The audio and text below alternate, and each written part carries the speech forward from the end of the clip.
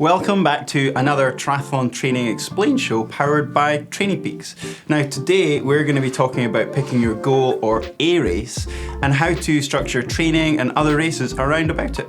Yeah, you could simply just choose your A race, stick it in your diary and then think about the terrain, the climate and the conditions after, and then plan your other races as you go. But if you want to really get the most out of this racing, you're going to need a strategic approach to it. Yeah, so to navigate this whole process, we're going to give you some of our tips from our own experiences.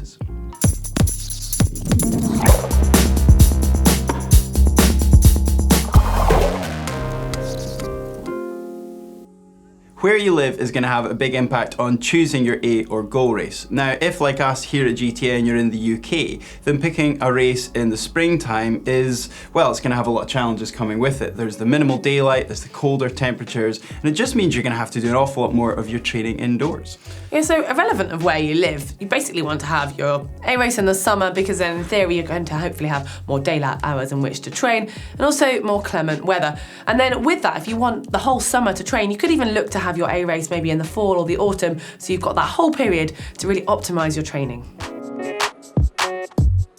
Now, location of a race is one of the most important things to keep in mind when you're choosing your goal race.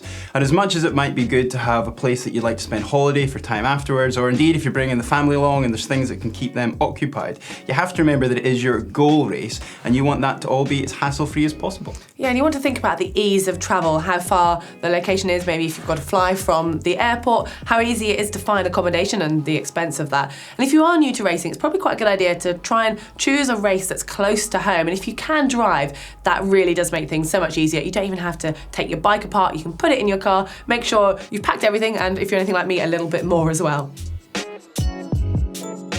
Choosing a large or well-known race brand such as Challenge or Ironman will require a bit of forward planning because the entries can sell out pretty fast. But once you've secured that entry, you know you're going to have that added excitement of racing alongside thousands of other competitors.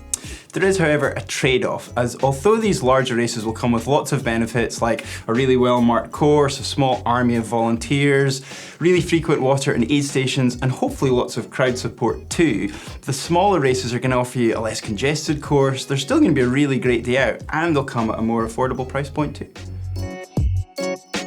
So now you've established where, when and what type of A race you're going to enter and you've got it fixed in the diary, it's time to work backwards from that and create a structure that's going to help you get there in the best possible shape.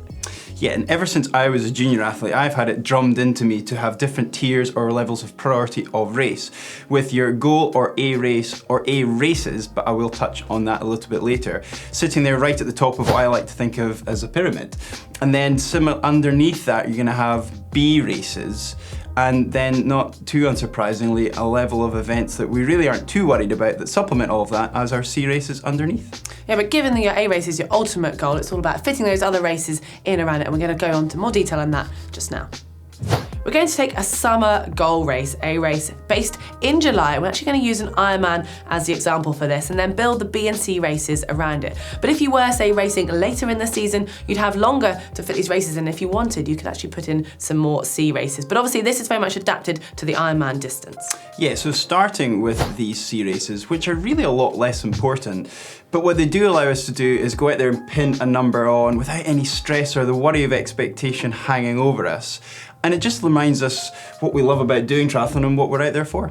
You can start as early as February or March when it comes to your C races, and why not choose something like a cross-country running race or even a road race? The incentive for running with others will really help you with that extra effort. And say you do have a long run that you've got to fit on a weekend, well, you can fit this around it by doing an extended warm-up and a longer cool-down that'll just naturally add up your mileage. And you might not be feeling in great condition after a heavy week, but it really doesn't matter. It's just that extra bonus of pushing yourself a little bit harder in a race scenario.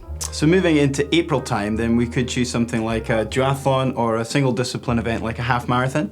I used to often like including things like a duathlon because, well, it just gets us back into a multi-sport environment and allows you to remind yourself of things like transition areas. You can dust off the race bike and give that a go and just really run through a lot of the things you're going to need to be using come your goal race. Similarly, if you would prefer to do a single discipline event, then something like a half marathon or a 10-mile road race, but a little bit longer than the cross countries or things that Heather was talking about, could be really good as well.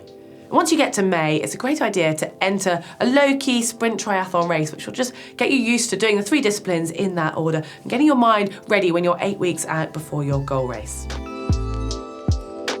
So B races are events that we do want to do quite well in, but don't have that same priority level as our goal race.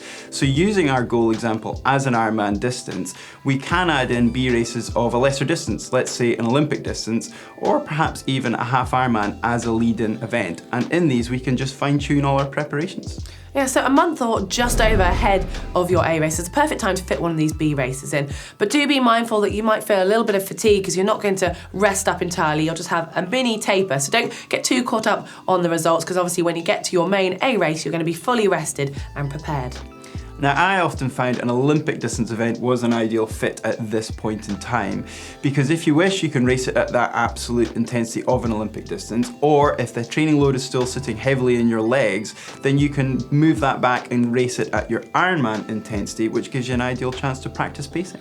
And finally, there is one other scenario. You could end up having 2 A races in a season. Say, for example, you're trying to qualify for the World Championships. Well, you need to peak for that qualifying race to make sure you get the qualification slot, and then hoping you do, you're going to have to peak again later in the season at those World Championships for your second A race. Now, depending on how much time there is between these 2 races is going to dictate to you how much recovery time you can have, the downtime you can allow yourself before then having to build your training back up for that secondary goal race later in the year. Well, if you haven't yet already booked your A race for this year, you've now got the tools to go away and do that. If it's already in the diary, then now is a perfect time to plan your B and C races around it.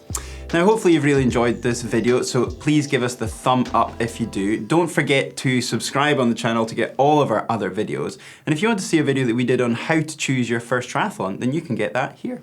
And if you want to see more from our series of the Triathlon Training Explained, the list of videos is just here.